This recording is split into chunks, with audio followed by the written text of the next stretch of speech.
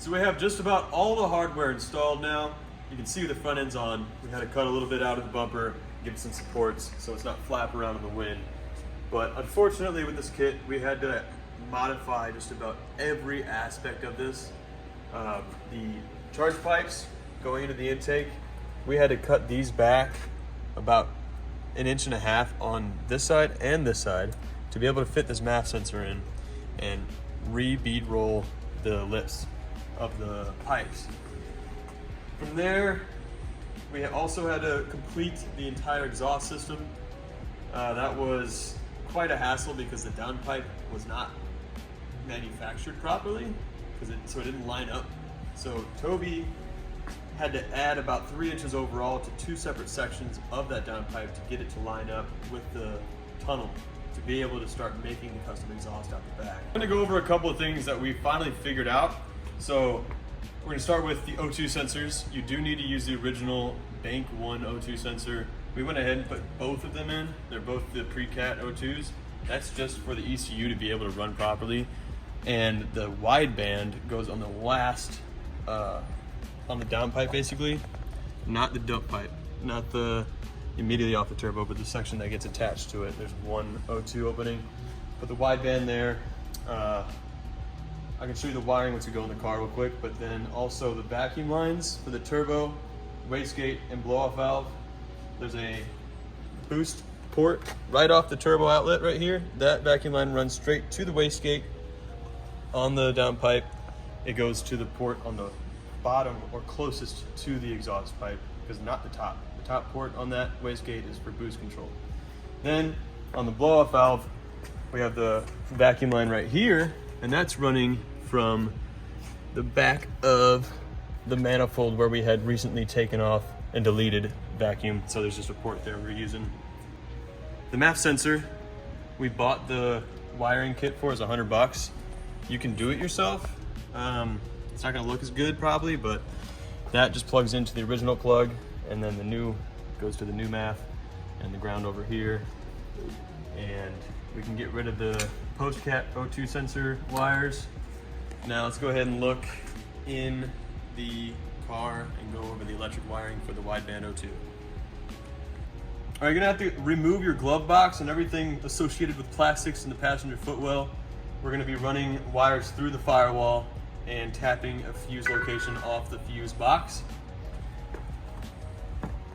You're gonna have, with the wideband kit, wiring for the gauge and the controller.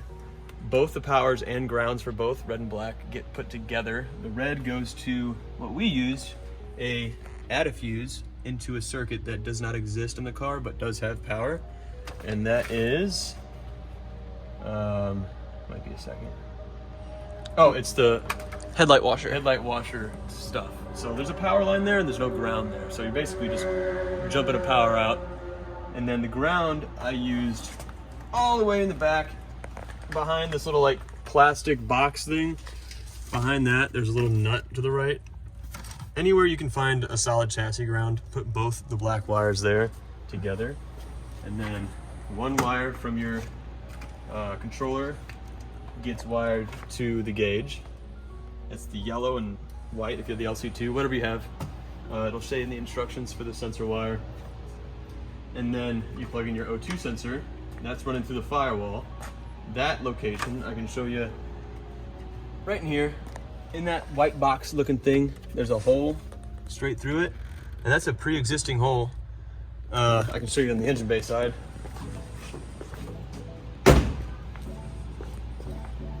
There's a grommet right here. There was not a hole in it. I cut a hole, sent the wire through, and this is my extra wire to go down to the O2 sensor.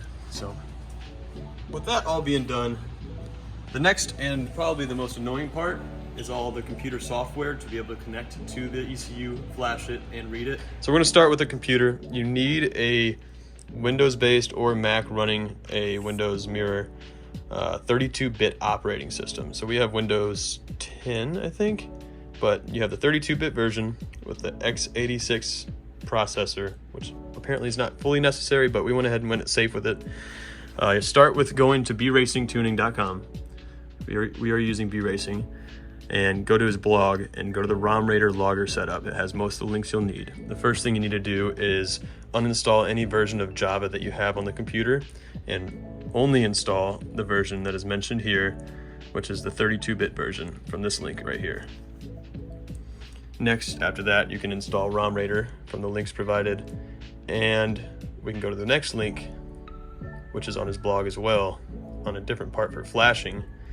Jules is going to send you an email, or you actually just purchase it through here.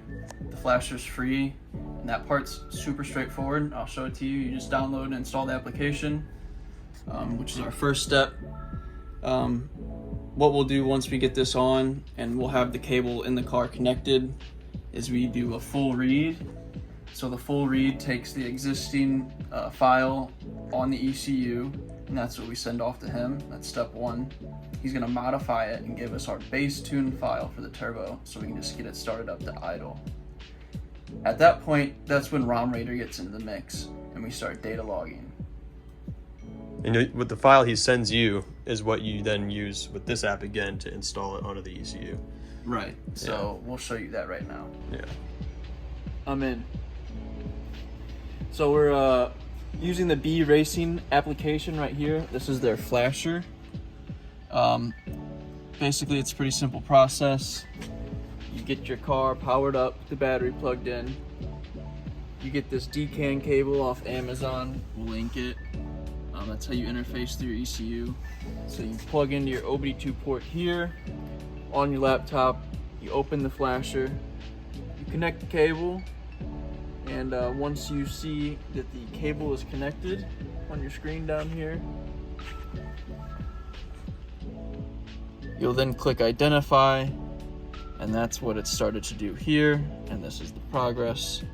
So this is the full read full.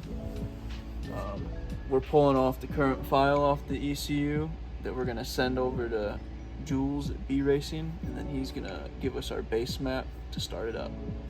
We got our first full write tune from BeRacing, and that's what we're doing right now. So we're hooked up through the DCAN cable down in the footwell, if you can see, to our laptop here, and we're doing the write full option. First crank. Clutch.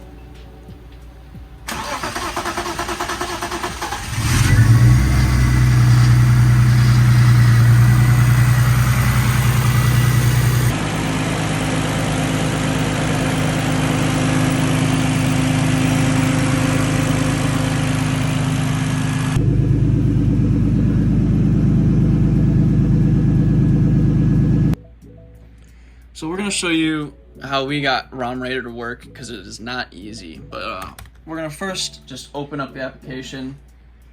It's going to tell you that it doesn't work. There's going to be errors and errors. You don't really need to go online to get the definition files, because what's actually happening is you're supposed to get this definition file from Jules. So you'll need to check your email for that. Anyways, once you get in here, you're going to open up your logger and launch your logger. Once you're in here, you're gonna go to settings and logger definitions. This is that file. I don't know if you can see it, but yeah, MS43 logger. We're gonna open that. So now we're setting up ROM Raider. You're gonna have to have the computer connected to both the ECU through the OBD port and to the wideband controller with a USB as well. So for the wideband, you're gonna have to get a DB9 to USB adapter, and you can get that from Prolific Technologies. They sell, it's a PL2303. Just make sure you get it from them, because they can get pretty sketchy for other companies not working right. It's worth spending just a couple bucks more. For both of these, for this adapter and the adapter that goes to the ECU, you'll have to get drivers for both of those installed on your computer so it can recognize and convert the data correctly. So then you'll have ROM Raider open, and you'll have to get both the cables identified and labeled as what they are. So you'll plug one in first, and ideally the ECU, have that labeled as the ECU, and then you can choose your wideband type, plug in the the USB from that, and label it, since we have the Innovate motorsports LC2, they have the option for that wideband on there. So once you get ROM Raider open to the logger, you're gonna have your USB plugged in to your OBD, and you have to make sure that the COM port is proper. So you go through Device Manager and see what this pops up as under the COM port number and have that selected on your logger. Otherwise it won't work. Then you get to choose all your parameters for recording, and BeRacing does label which ones he wants to see for the logger, so you can just choose all the ones that he declares. So you got it. For the wideband section of this, you'll have to have it plugged in on the back or whatever of your computer USB and powered up. Then on the logger, you'll go to plugins and choose your wideband from this list. We have innovate, so we click that, and then you click OK, and then you'll go to that external sensors option and then choose it on the list after that, and that will start recording your wideband on the same data sheet. So now we have all the requested parameters, and we are ready to get this thing fired up, get it warm, and then we will start to do our file log. Sweet. And he wants it to be ran at about 180, 190 degrees Fahrenheit, so hot running temp, normal operating temp, and for like about 5 minutes of recording, and it's just on idle for the first set, and then he'll send us a new file after that.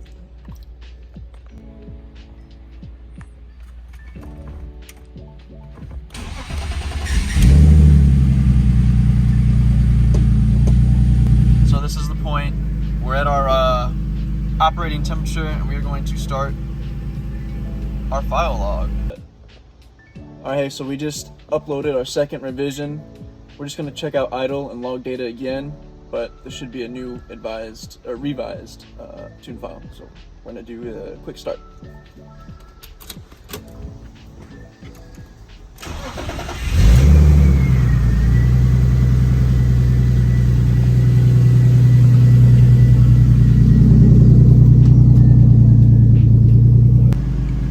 Alright, so now we're here. We just heard back from BeRacing, and he said the tune that we have right now is good enough to go. And we're going to go ahead and do our first drive and log data once it's warm, staying out of boost, just moving around. So we're going to do that now. Here's our first movement. Alright, we finally got it out. Took a minute because this welded diff does not let it turn.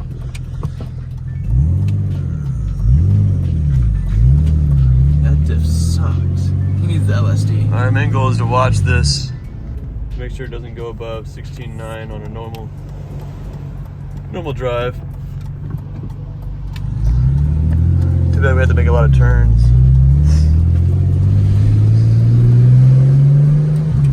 But no, I mean, honestly, aside from not building boost, it feels pretty smooth. This clutch is weird, and the welded diff is also very weird.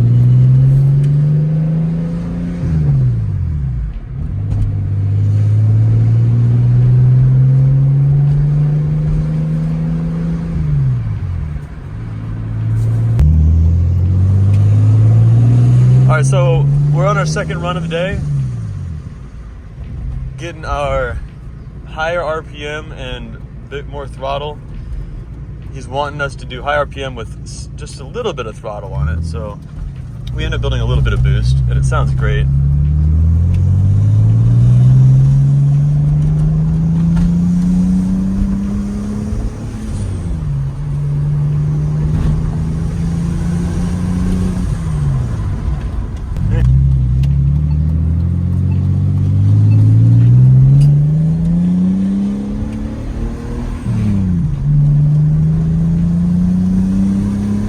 Definitely under boost. What do you think? I mean, it's running good. It sounds really nice. We're running no coolant light. We're running a good temp. I mean, it sounds great. It feels like it's making good power. I wish we could give it the beans.